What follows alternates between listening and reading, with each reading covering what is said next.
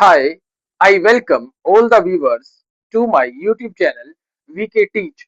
आज की इस वीडियो में हम वॉइस में dative case, transitive, intransitive verb और इसके साथ साथ हम इंटेरोगेटिव टाइप को पढ़ने वाले हैं। तो बिना समय को व्यर्थ किए हम वीडियो को शुरू करते हैं। चलिए, पहली बात हम डेटिव केस से शुरू करते हैं।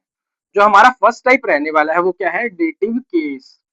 अब डेटिव केस के अंदर भी क्या है, दो चीजें आपको कॉमन दिखेंगी। एक होता है डायरेक्ट ऑब्जेक्ट और जो दूसरा आपका होने वाला है, दूसरा आपका है इनडायरेक्ट ऑब्जेक्ट। ठीक है भाई, पहला है आपका डायरेक्ट ऑब्जेक्ट और दूसरा है इनडायरेक्ट ऑब्जेक्ट। अब इसके अंदर आपको पता कैसे चलेगा कि ये डायरेक्ट ऑब्जेक्ट है या इनडायरेक्ट ऑब्जेक्ट है? देखिए, ध्यान दीजिए। अगर हम बात करें रिप्लाई ऑफ वट, अगर वट का रिप्लाई हमें मिल गया तो वो क्या होगा? आपका direct object. Reply off what क्या होगा? आपका डायरेक्ट ऑब्जेक्ट। और अगर दूसरी बात हम करें रिप्लाई ऑफ हुम, रिप्लाई ऑफ हुम के अंदर क्या होगा? आपको पता लगेगा इनडायरेक्ट ऑब्जेक्ट के बारे में। आई होप आपको पता लगा कि रिप्लाई ऑफ व्हाट क्या होता है? डायरेक्ट ऑब्जेक्ट, और रिप्लाई ऑफ हुम क्या होता है? इनडायरेक्ट आपका ऑब्जेक्ट। तो अब हम इनके एग्जांपल्स देखते हैं। तो चलिए शुरू करते हैं।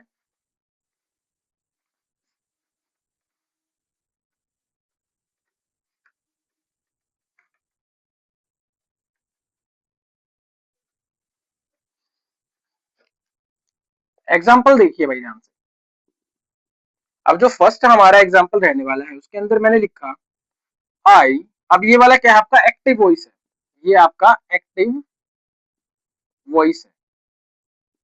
ठीक है, पहले जो हम लिख रहे हैं, I gave him a pen. ठीक है, मैंने पहला सेंटेंस लिखा, अब मैं दूसरा सेंटेंस लिख रहा हूँ यहाँ पे। I gave a pen to him. मैंने ये दो सेंटेंस इसके अंदर लिखे। अब हमें पहचानना कि डायरेक्ट ऑब्जेक्ट कौन सा है और इनडायरेक्ट कौन सा है और इनके साथ रूल क्या क्या लग सकते हैं। ध्यान दीजिए, जो मैंने लिखा है यहाँ पे, एक तो लिखा हिम और एक लिखा अ पेन। ठीक है, पेन और हिम। ठीक है भाई, पेन और हिम। और यहाँ पे फिर से क्या है? पेन और हिम। अब पता कैसे चलेगा कि डायरेक्ट ऑब्जेक्ट कौन सा है और इनडायरेक्ट कौन सा? तो ध्यान दीजिए, हमने सीखा कि रिप्लाई ऑफ हुम, अगर रिप्लाई ऑफ हुम की हम बात करें तो वो क्या होता है? आपका इनडायरेक्ट ऑब्जेक्ट होता है। तो जो ये आपका हिम है, ये क्या है? इसके अंदर इनडायरेक्ट आपका ऑब्जेक्ट रहने वाला है। और जो दूसरी बात हमने की थी, reply off what, reply off what, अगर ये व्हाट का रिप्लाई आपको देता है तो ये क्या होगा? आपका डायरेक्ट ऑब्जेक्ट। ये क्या हो गया आपका फिर? Direct object. यहां तक हमें बात समझ आई होगी, आई होप। अब आगे देखिए, ये जो पेन है ये क्या है? रिप्लाई ऑफ व्हाट, तो ये क्या है? आपका डायरेक्ट ऑब्जेक्ट। और ये क्या है? रिप्लाई ऑफ हुम है, तो ये क्या है? आपका इनडायरेक्ट ऑब्जेक्ट। ठीक है, इनडायरेक्ट ऑब्जेक्ट।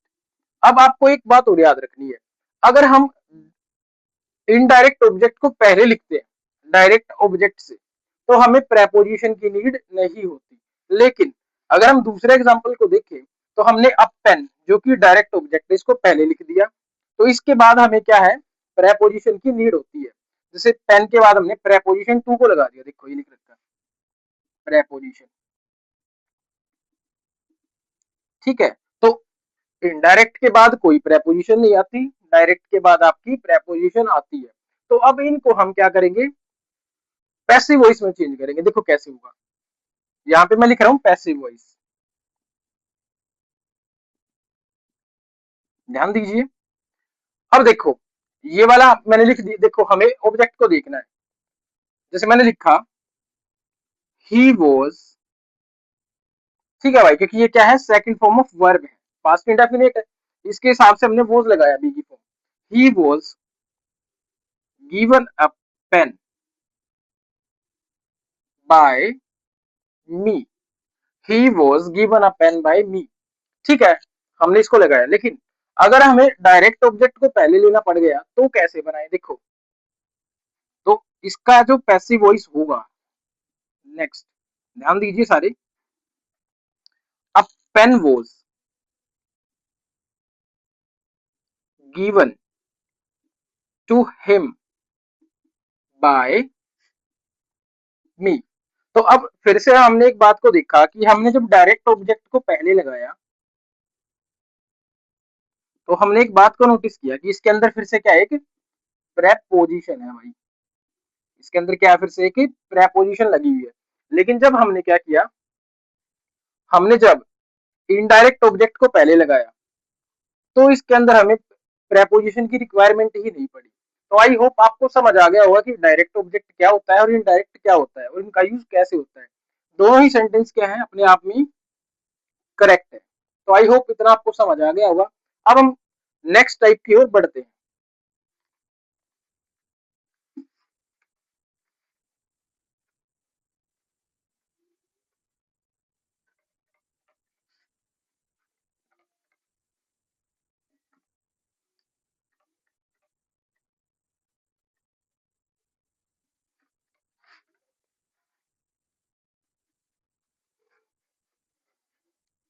अब जो हमारा सेकंड टाइप है उसके अंदर हम पढ़ने वाले हैं कि ऐसी वर्ब्स, इस टाइप में हम पढ़ने वाले कि ऐसी वर्ब्स जिनके साथ हम बाय का यूज नहीं करते।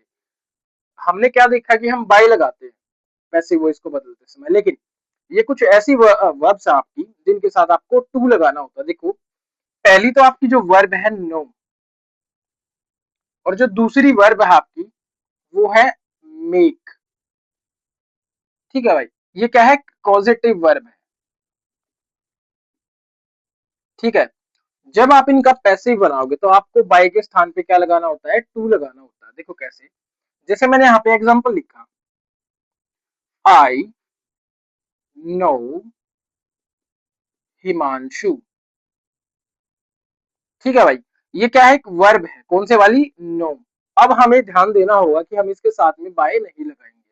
तो मैंने लिखा Himanshu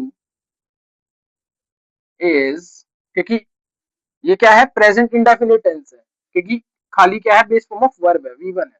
Himanshu is known to me.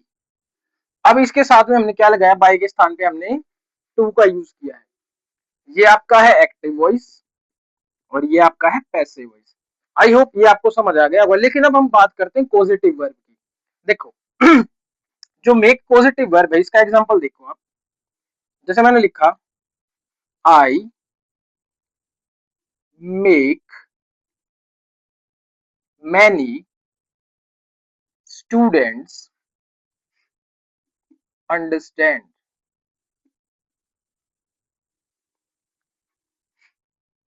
English. ठीक है, मैंने सेंटेंस लिख दिया, I make many students understand English. तो अब ध्यान देने वाली बात क्या है, ये तो आपकी पॉजिटिव वर्ब है। देखो, ये तो आपकी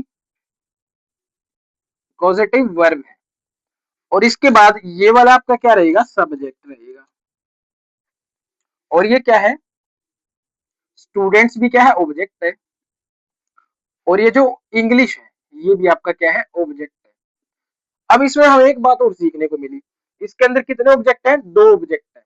एक तो डायरेक्ट होगा, एक इनडायरेक्ट होगा। हमने अभी अभी सीखा था थोड़ी देर पहले कि जो वट का रिप्लाई दे, जो वट का रिप्लाई देगा वो क्या होगा आपका, जो वट का रिप्लाई देगा, रिप्लाई ऑफ वट,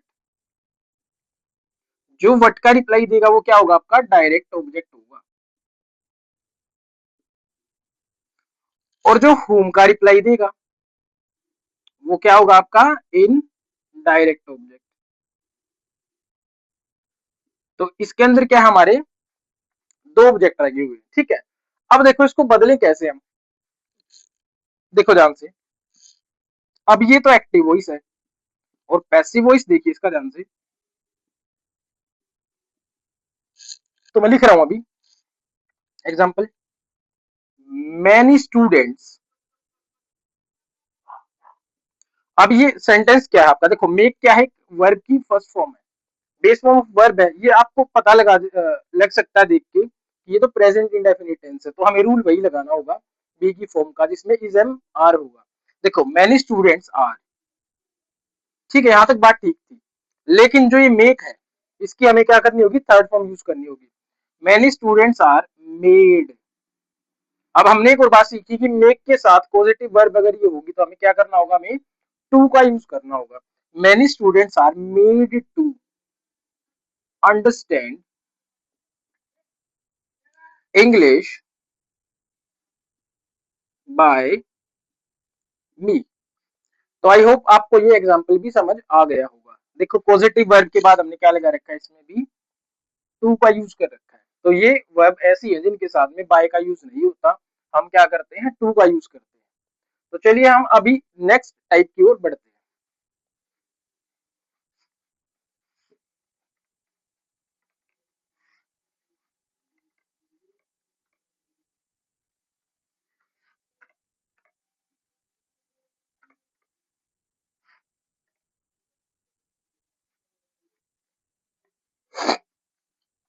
अब हम बात करने वाले हैं थर्ड टाइप पे। एक होता है ट्रांजिटिव वर्ब,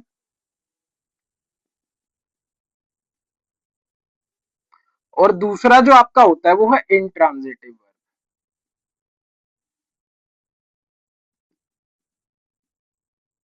इनको सकर्मक और अकर्मक क्रिया बोला जाता है। अब ध्यान दीजिए, अगर हम बात करें ट्रांजिटिव वर्ब की, इसमें क्या आता है, इट हैज एन ऑब्जेक्ट। कि जो ट्रांजिटिव वर्ब है, इनके अंदर क्या मिलेगा आपको, एक ऑब्जेक्ट मिल सकता है, ठीक है भाई।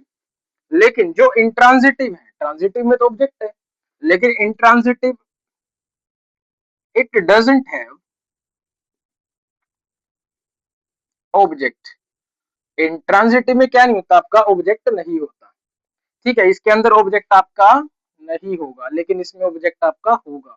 तो अब ऑब्वियस सी बात है कि बिना ऑब्जेक्ट के हम कैसे बनाएंगे, बिना ऑब्जेक्ट के हम बना ही नहीं सकते। अगर हम बनाएंगे तो उसको इंपेरेटिव में ही बना सकते हैं। अगर इस प्रकार का स्ट्रक्चर आएगा, subject plus verb plus object, तभी हम पैसिव वॉइस को बना पाएंगे। अब मैं एग्जांपल लेता हूँ ट्रांजिटिव और इंट्रांजिटिव वर्ब का। देखो पहला है ट्रांजिटिव वर्ब,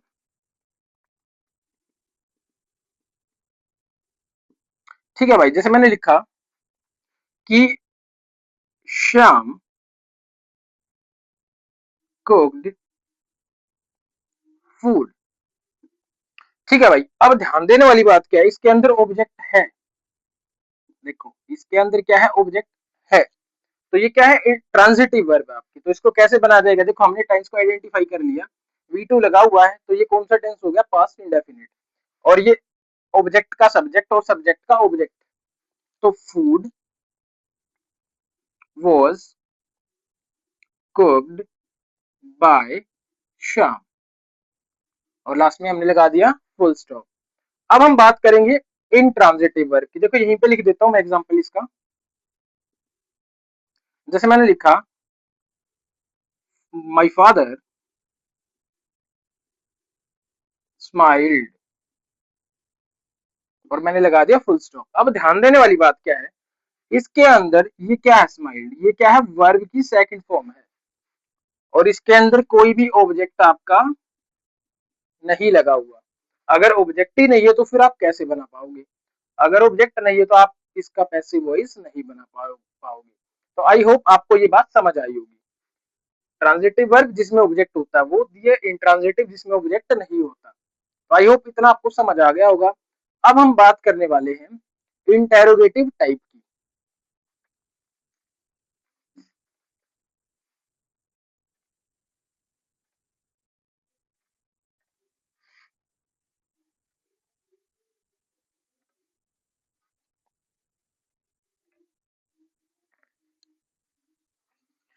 अब हम बात करते हैं इंटेरोगेटिव टाइप की।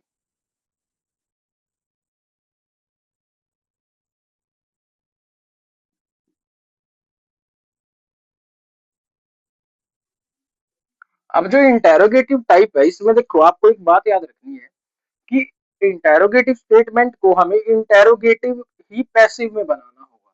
लेकिन नरेशन में क्या होता है कि जो अफर्मेटिव स्टेटमेंट, सॉरी, जो इंटेरोगेटिव स्टेटमेंट आपकी होती है उसको हमें अफर्मेटिव में चेंज करना होता है, लेकिन इसमें ऐसा नहीं है। इसमें सिर्फ आपको इंटेरोगेटिव स्टेटमेंट को इंटेरोगेटिव ही रहने देना होगा, लेकिन आपको बी की फॉर्म को यूज करना होगा टेंस के अकॉर्डिंग। अब हम देखते हैं भाई इंटेरोगेटिव। अब इंटेरोगेटिव तो सबको पता है कि जिसमें आपको कोई क्वेश्चन पूछे तो वो क्या होते हैं, आपके इंटेरोगेटिव सेंटेंसेस होते हैं। तो अब हम टाइप को देखते हैं। देखो एग्जांपल शुरू करते हैं हम। यहाँ पे मैंने जैसे लिखा है यहाँ पे डज, ये एक्टिव वॉइस की बात हो रही है भाई, ध्यान देना, ये एक्टिव वॉइस की बात हो रही है। यहाँ पे मैंने लिखा does Sohan eat an apple, और लास्ट में मैंने क्या लगा दिया, साइन ऑफ इंटेरोगेशन। तो अब ध्यान देने वाली बात क्या, देखो ये तो हेल्पिंग वर्ब है, ये क्या है आपकी हेल्पिंग वर्ब है, ठीक है। और लास्ट में हमने क्या लगा दिया, साइन ऑफ इंटेरोगेशन, जिससे हमें ये पता लगा कि ये आपका इंटेरोगेटिव टाइप है। अब इसको बदलें कैसे, देखो अब एक तो सब्जेक्ट क्या है इसके अंदर, सोहन, सोहन आपका क्या है, सब्जेक्ट है, ठीक है भाई, सोहन आपका क्या है, सब्जेक्ट है। और एन एप्पल जो है वो आपका क्या रहेगा, वो आपका ऑब्जेक्ट रहने वाला है, ठीक है। और रूल के हिसाब से हमें क्या है भाई, पता है बात का कि ऑब्जेक्ट का सब्जेक्ट और सब्जेक्ट का क्या करना होता है, हमें ऑब्जेक्ट बनाना होता है। तो अब ध्यान दीजिए, लेकिन जो ये इसमें हेल्पिंग वर्ब है इसको भी हमें बी की फॉर्म में कन्वर्ट करना होगा। देखो कैसे, तो अब एन एप्पल आपका ऑब्जेक्ट है तो इसको सब्जेक्ट बनाएंगे, तो एन एप्पल तो एक शेप की बात हो रही है, तो ये आपका है सिंगुलर। तो अब क्या लिखोगे आप, पैसिव बनाते समय जैसे पैसिव वॉइस यहाँ पे लिख देते हैं हम, passive voice an apple, sorry ध्यान दीजिए भाई, पहले हमें बी की फॉर्म को लगाना होगा। देखो ये बी की फॉर्म यहाँ पे, तो हम लिखेंगे इज एन एप्पल, ठीक है भाई, और इसकी third form eaten by Sohan, और लास्ट में क्या लगा देंगे हम, साइन ऑफ इंटेरोगेशन। ये बी की फॉर्म है भाई इसके अंदर, ठीक है, ये बी की फॉर्म है, और इसी के साथ हमारा ये पैसिव हमने बना लिया। अब हम बात करते हैं और जो आगे हमारे इंटेरोगेटिव सेंटेंसेस रहेंगे उनके बारे में।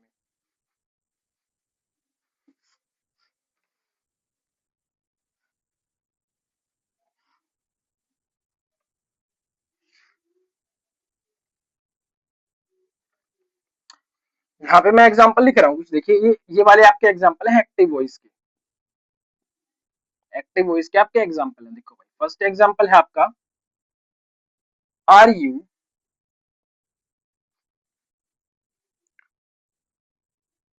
राइटिंग अ नोवेल, पहला एग्जांपल ये। दूसरा एग्जांपल मैं लिख रहा हूँ यहाँ पे, एक्टिव वॉइस की बात हो रही है अभी फिलहाल। दूसरा मैंने लिखा has my friend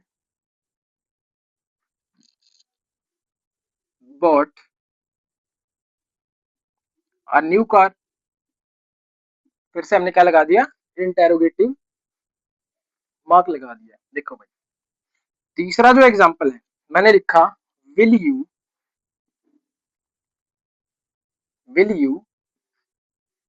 help me, और जो फोर्थ वाला है, फोर्थ का मैं यहाँ पे लिख रहा हूँ अभी, जैसे मैंने लिखा डिड रवि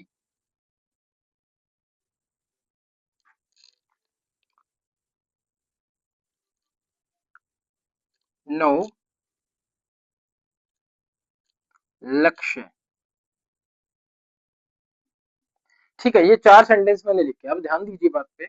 अब इनको हम चेंज करेंगे एक्टिव वॉइस से पैसिव वॉइस में, पैसिव वॉइस में, इसको भी पैसिव वॉइस में और इसको भी पैसिव वॉइस में। अब देखिए ध्यान देने वाली बात क्या है, ये इंटेरोगेटिव है, देखो इसमें ये हेल्पिंग वर्ब है, ठीक है, और ये आपका सब्जेक्ट है और ये आपका ऑब्जेक्ट है। तो हम लिखेंगे भाई इज, क्योंकि नोवेल तो एक है, अ नोवेल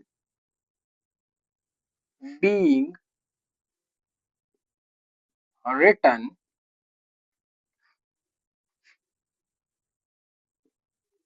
बाय यू। अब यू का तो सब्जेक्टिव केस भी आपका सेम होता है और ऑब्जेक्टिव भी सेम होता है, ठीक है। Is a novel being written by you, इसको हम रेड से ही बना देंगे। देखो अब मैंने लिखा जैसे has my friend boat a new car, तो हम क्या लिखेंगे भाई, हम पहले क्या लगाएंगे, हेल्पिंग वर्ब को लगाएंगे। Has a new car been bought by my friend, और लास्ट में क्या लगा देंगे, साइन ऑफ इंटेरोगेशन।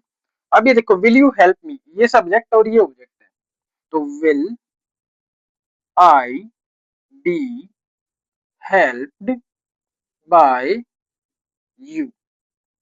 नेक्स्ट को हम देखते हैं भाई, हमने सेकंड फॉर्म ऑफ वर्ब को देखा, तो ये क्या आपका पास्ट इंडेफिनिट है, ये आपका सब्जेक्ट और ये आपका ऑब्जेक्ट है। तो अब देखो वॉज लक्ष्य known to Ravi.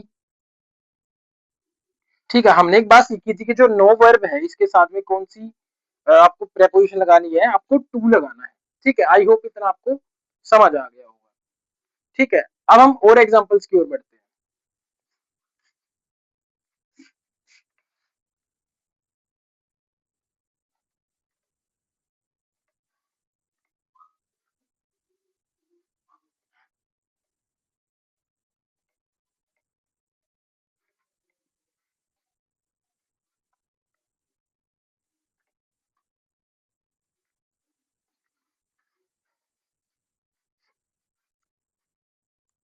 Has she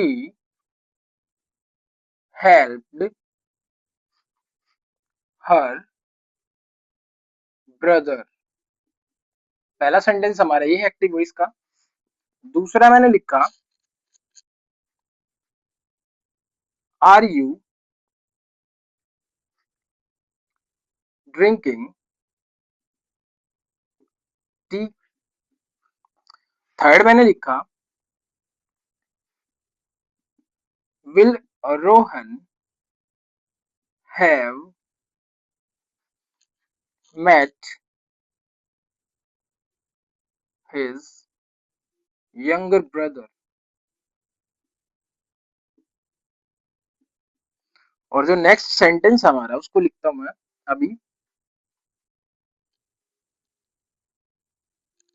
does my father does my father read newspaper, last में हमने लगाया क्वेश्चन मार्क। अब इनको हम बनाएंगे एक्टिव वॉइस से पैसिव वॉइस में। पैसिव वॉइस, इसका भी पैसिव वॉइस और इसका भी पैसिव वॉइस। अब देखो ध्यान देने वाली बात क्या है, हमने देखा हैज और हैव को देखा पहले, तो हैज इसके अंदर, और ये क्या है V3 पास्ट पार्टिसिपल है। तो ध्यान दीजिए भाई, ये सब्जेक्ट और ये ऑब्जेक्ट है, तो देखो ध्यान दो, पहले हेल्पिंग वर्ब आएगी, देखो हैज हर ब्रदर, ठीक है, बीन, ठीक है, क्योंकि बी की फॉर्म की भी हमें जरूरत पड़ेगी, तो हेल्पिंग वर्ब है, ये बी की फॉर्म है। Has her brother been helped by her, और लास्ट में साइन ऑफ इंटेरोगेशन। अगला देखिए भाई, हमने इज एम आर में से आर को देखा और V1 plus ING present participle को देखा।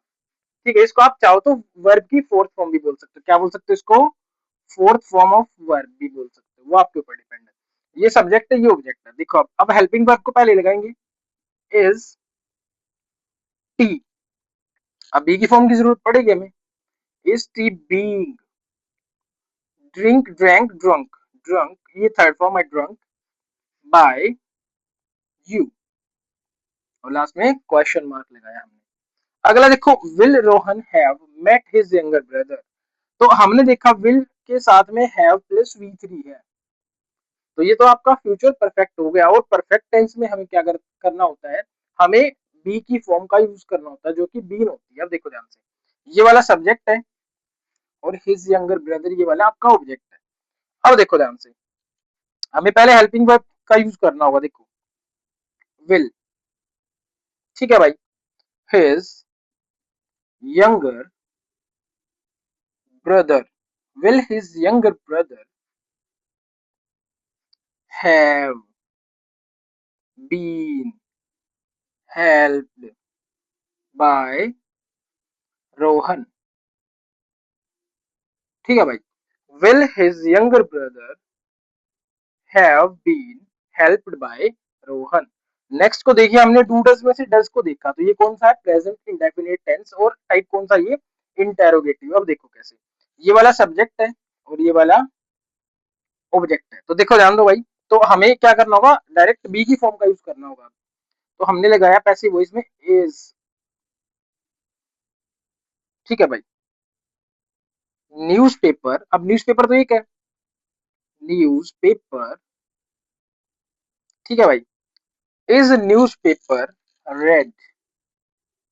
अब ये जो रीड होती है, इसकी जो फॉर्म होती है फर्स्ट, सेकंड और थर्ड। अब ये स्पेलिंग तो सेम होती है, लेकिन बोलने में क्या आता है, read. Read read read. Is newspaper read by my father. और लास्ट में हमने क्या लगा दिया, क्वेश्चन मार्क लगा दिया। आई होप आपको इतना समझ आया होगा। अब हम बात करने वाले हैं हु की, कि अगर हमारे सेंटेंस में हु आ जाए तो हम उसको कैसे चेंज करेंगे, पैसिव वॉइस में एक्टिव टू पैसिव कैसे चेंज करेंगे उसको। तो ध्यान दीजिए।